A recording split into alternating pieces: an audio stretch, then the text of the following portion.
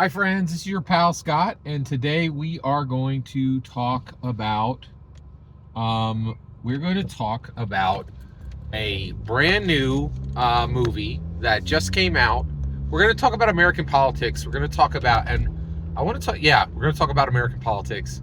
And we're going to talk about it with the new movie 2025 starring LaKeith Stanfield and Mark Wahlberg. Play Dirty. It's a brand new heist movie. Okay. All right. So, I actually, one of my many sources of information on entertainment said, hey, there's a brand new heist movie this weekend with Mark Wahlberg. I was like, oh, did I miss that? And they're like, and they were like, no, it's a new movie, right? And I was like, oh, I don't, and so I did not get any more information about it, right? And the reason why is Mark Wahlberg film, I'm in. I don't need to know anything about it. Like, that's it. I think I've watched every Mark Wahlberg movie that exists, and I will watch whatever he's in until he disappoints me. Probably 3 or 4 times, right? Okay. So I'm like, okay, and then the other thing is, so like I will watch a Mark Wahlberg movie, but also LaKeith Stanfield was in this. If you don't know LaKeith Stanfield, he's one of my favorite actors now. And the reason why is I watched a show called Atlanta with Donald Glover. And that was a great show about a rapper named Paperboy. And Paperboy and Donald Glover played Paperboy's manager, right? And you got to see the full arc of what it would look like, going from the mean streets all the way up to playing out stadiums. And Donald Glover was the manager, right? And LaKeith Stanfield was the hang-on day one entourage stoner, right? And so he just played this stoner, right? Who was just hung around Paperboy. He was a day one friend, and it's interesting we're talking about this because the movie Entourage is literally based on Mark Wahlberg's Entourage. Like these Hollywood types get these carbuncles to just kind of attach themselves to these guys. And but LaKeith Stanfield, he was in Atlanta for 4 years, and I was blown away by his performance there. And then he came out and he did a movie called Haunted Mansion, which I absolutely loved and no one else did. And I don't know why. I think LaKeith Stanfield was not getting breaks for doing movies, because he should have immediately moved to movie stardom. He's a huge talent, right? I'm a big fan. So I was like, okay, Mark Wahlberg, LaKeith Stanfield, I'm in. Let's click play, right? So it was over on Amazon Prime, and I did that. I clicked play, and they're like, hey, gritty crime novel, heist movie. These guys are robbers, and they're heisting a heisty heist. And I'm like, okay, I'm in. I know what this genre is here. So then Mark Wahlberg and his crew get the money, and they run out, but something goes wrong, and they're being chased by the police. Okay, all right, I got you. Yeah, and now we're in a car chase, right? So the car, by the way, spoilers for Play Dirty here. So the car chase breaks through a fence and onto a live horse race, like the Kentucky Derby, right? So there's all these jockeys and these horses, and I was like, whoa, what's happening, right? And so the car smashes into a live horse race, okay?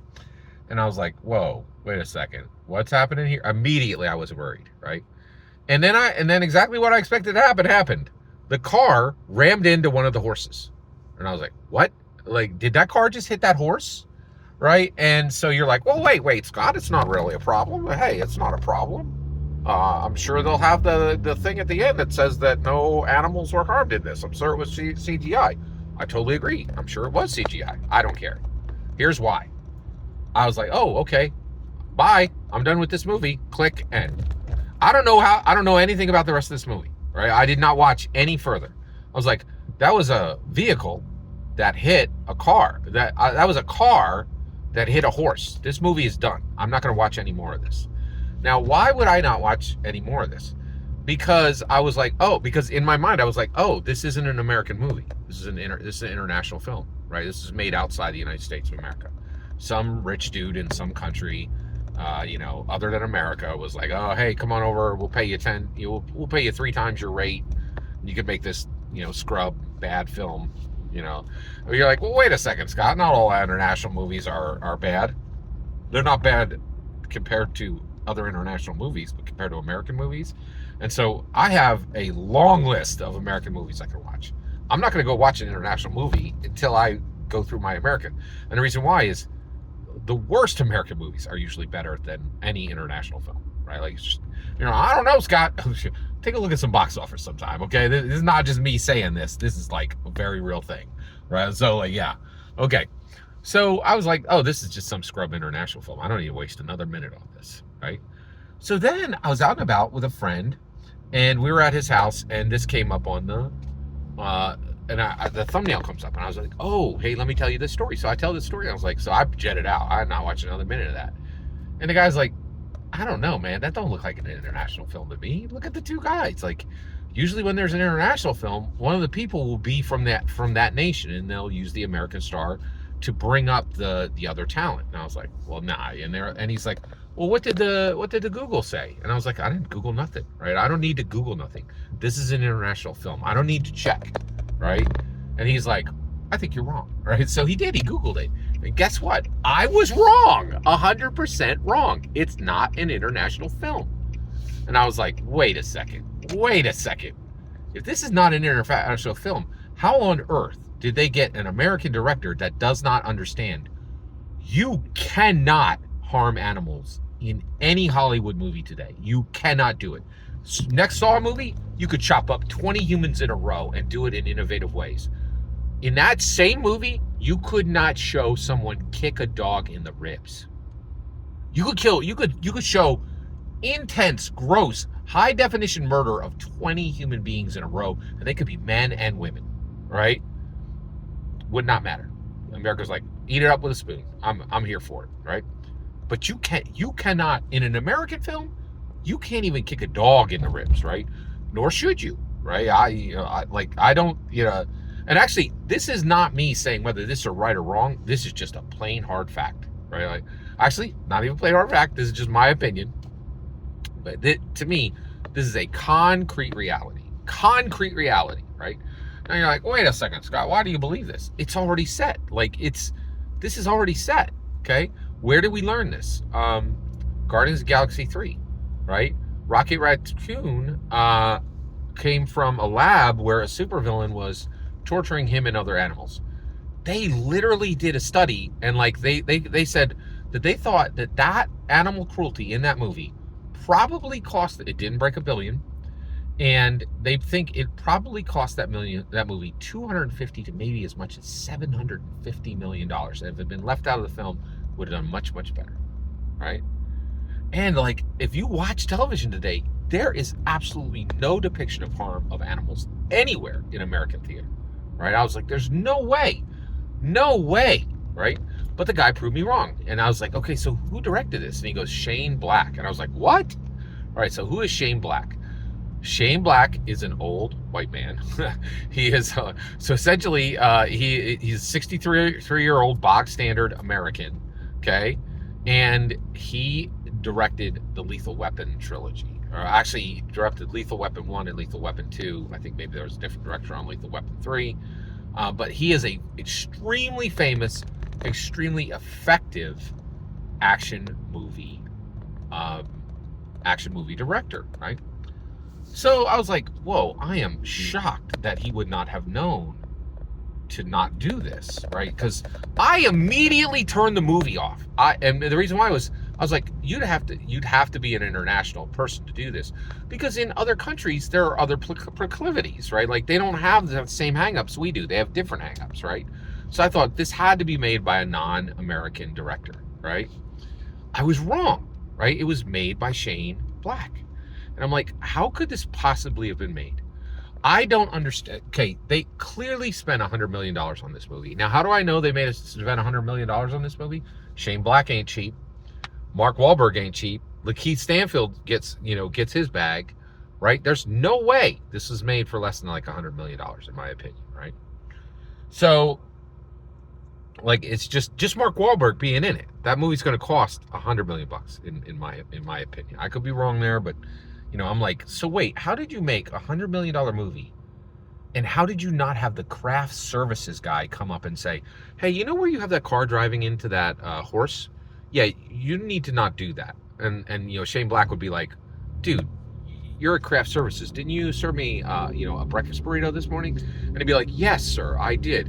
And I know one, and you're exactly right. I'm just the craft services guy. And I can tell you, you cannot hurt an animal in the middle of an American film. What are you doing, right? People will literally turn this off the second they see that. Like, I like Shane Black. I like, LaKeith Stanfield. I like Mark Wahlberg. I turned this off in the middle of the scene. I was like, and my reason was not because I was offended, because I was like, this is low quality. No one, there's the only way this could happen is if this was made in another country. I was wrong. So what is the real reason this was made? Well, I'll tell you my opinion right now. I think Shane Black is one of these guys who's reached a level of success where he doesn't listen to anybody, right? No notes. No notes. I don't want those suits coming in and telling me what to do, right? And you know what? This is Scott Garibay saying, you got to listen to Suits, man. Somebody should have said, like, even the craft services guy could have told them, you cannot do this. You absolutely cannot do this, right? And I think it was, and okay, Shane Black is not stupid, but this was an outrageously stupid action. This was stupid. I like everything about this movie. I like the genre. I like the co-stars. I like the director. This was stupid. You cannot do this anymore. You cannot, right? Like, this was a stupid action. Shane Black is not a stupid man. He made a very bad decision. And I do think also, this is just my speculation. This is just simply my opinion. I think he had to build a set where no one but yes men were heard. I don't think anybody who had any good ideas for him or said anything to him that he didn't like got heard. That's bad. That's very bad. Like, I think I was shocked. I was shocked by this. Now, what does this have to do with politics? Well, I can tell you right now, American animals, in America, animals are kings now. Like, you cannot harm an animal in America. You will end your career so fast, your head will spin. And I think, and it is political. This is like, we're not having kids anymore. And the term fur baby is everything you need to know. Like, you can, and I'm going to say this. Here's why I took time to do this. I think in America, we now value animals more than people. No two ways about it. I'm not saying, and I'm not saying in this video that that's right or wrong. I'm not even weighing in on that question. I'm saying this has changed. And if you are going to function in this society, you need to realize this, right? So I think this movie is going to massively fail. I think it'll be quickly forgotten. And I think Shane Black, well, actually, he probably still will continue to work. Lethal Weapon trilogy is extremely famous. But when you put together a project and you're working with other people, you need to listen. Because I think that, the guy who served breakfast burritos knew enough to say, this is a mistake. This is not going to work. Every single word you just heard in this video is my humble opinion. Nothing more, nothing less. The important part is when I get to hear your humble opinion, when you get in the comments and send your traffic. Please consider liking and subscribing, and have a fetch millennium.